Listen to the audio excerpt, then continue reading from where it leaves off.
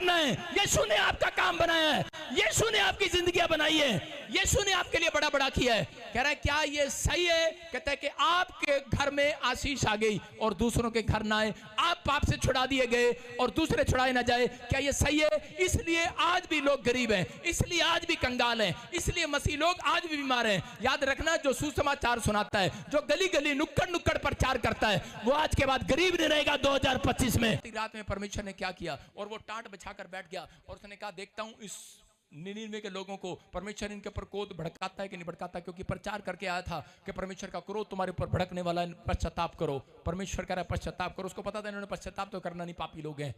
और उसी समय जाकर पश्चाताप करने का प्रचार कराया और टाट बिछाकर बैठ गया। अब परमेश्वर इनके ऊपर इस पाकिस्तान को खत्म कर देगा, है ना।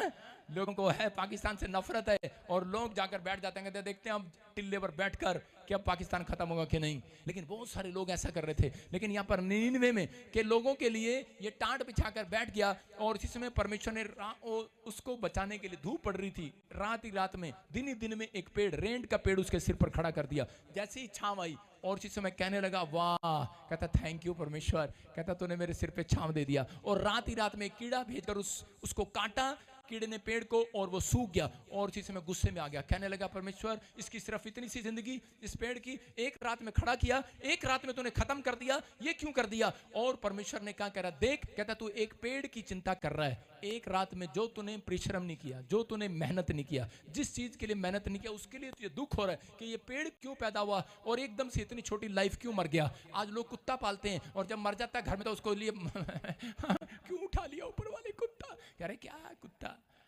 बिल्ली पालते हैं, बिल्ली, अरे उसकी उम्र ही इतनी है भाई। लेकिन कह रहा है कि वो पेड़ के लिए चिंता कर रहा है, पेड़ के लिए रो रहा है, पेड़ के लिए परेशान है, पेड़ के लिए परेशान है। परमेश्वर ने कहा तो मैं 1,20,000 लोग जो कहता है इस शहर में रहते हैं मनुष्य, क्या मैं उनके लिए चिंता ना करूं, जिनको मैंने पाला पोसा बढ़ाया बनाया अपने हाथों से। कहता वो तो परमेश्वर के बारे में जानते भी नहीं है, वो तो पापी लोग हैं। कहता वो पाप के बारे में जानते नहीं थे, वो यीशु के बारे में नहीं जानते। कहता है आपका फर्ज है, अगर आप 2025 में इतना कोरोना आएगा, मैंने कहा भविष्यवाणी पूरी हुई कि नहीं?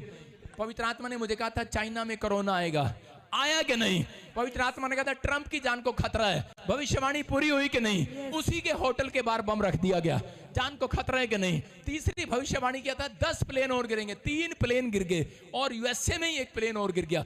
भविष्यवाणी पूरी हुई कि नहीं? मैं कह रहा हूं जो मेरी बुराई करते हैं परमेश्वर ने उनको चपेड़ लगाई, चपेड़।